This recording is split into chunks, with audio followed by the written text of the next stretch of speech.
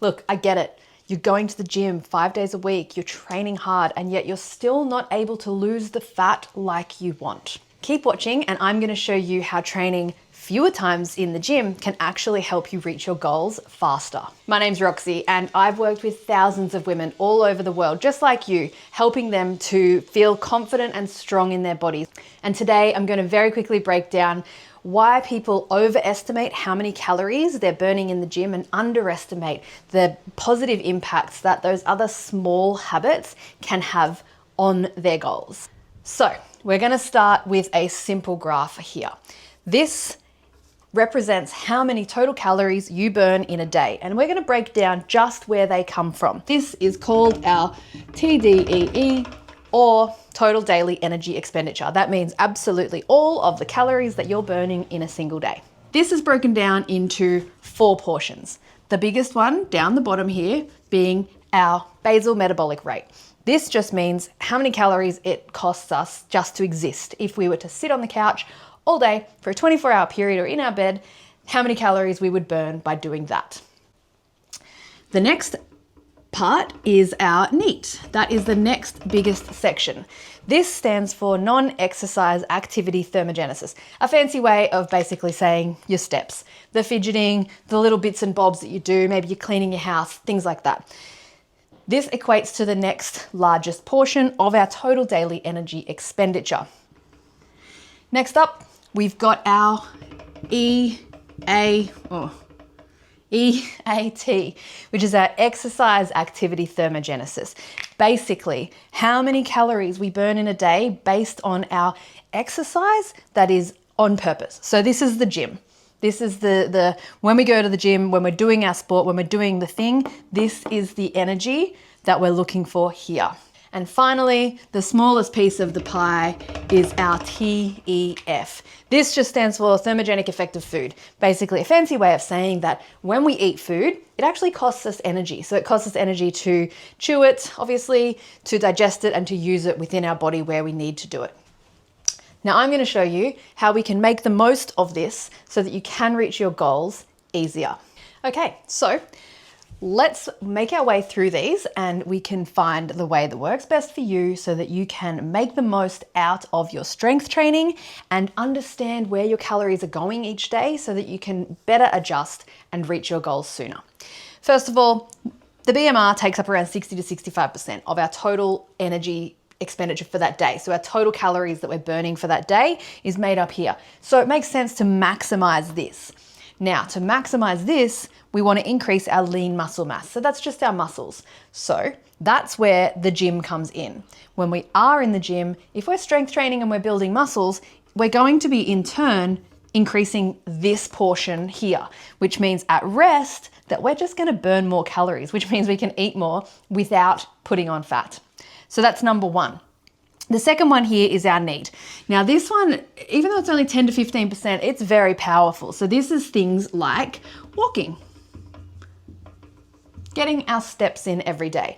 Very important aspect of our fat loss. If you're on a fat loss journey, it's a very low effort. So it doesn't matter if you're feeling tired or you're sore or anything, you can usually find time to get your steps in.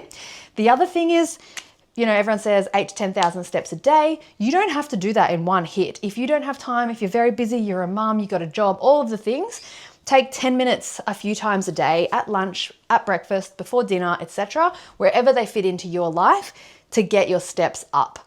I don't know if there's any of the 90s babies out there, but there was that big thing going around where it was always like, take the stairs instead of the escalator and park a few blocks away from work. Those things actually add up. So get onto them and get your steps up. Next up, we've got our EAT. So a reminder, this is how many calories we burn when we are in the gym. So why do we only want to train 3 days a week instead of 5, right? You would think more of this equals a higher number, blah, blah, blah. Well, If you're not recovering, you're not going to be putting in the intensity that we need to truly build this muscle in this portion here.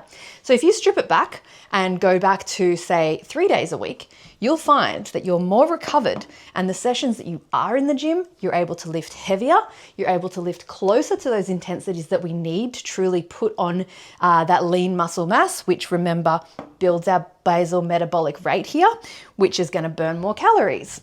So that's why I recommend 3 sessions a week. If you feel you're recovering, you're hitting your intensities and you want to go more, absolutely. But if you're dragging yourself to the gym, you're sore, your workouts are half-assed, you may as well have a rest day and go for a walk. And finally, the thermogenic effect of food, fancy way of saying the calories we burn when we eat. Now, each macronutrient has a different score here, basically. The one with the highest score is protein, which is really good news because protein also helps us to build our lean muscle mass. So focusing on high protein meals, especially after training, is going to boost your lean muscle mass. You also burn more calories eating protein anyway, so you're going to help that fat loss journey come along. So these are the way that we can truly make sure that we're making the most of our total daily energy expenditure to reach your goals. So let's do a recap. What do we want to do? If your goal is fat loss, you want to increase your lean muscle mass, right? We do this by going to the gym at the correct intensity, which means you need to be recovered. We want to increase our NEAT, which is steps. Just get your steps up. We want to increase our basal metabolic rate. That just means how many calories we're burning when we're doing nothing. To do that, comes back to building our lean muscle mass. And finally, we want to make sure we're eating high protein food all the time. Breakfast, lunch, dinner. Every time you sit down to eat, I want you to look at your plate and say, where's the protein? How much protein am I eating? This is a really great way of reaching your goals without having to count absolutely every calorie that goes into your body. Having said that, if you still find that you're still not able to reach your goals, counting your calories for a few weeks can be really helpful. You begin to understand how many calories are in certain foods and you can adjust from there.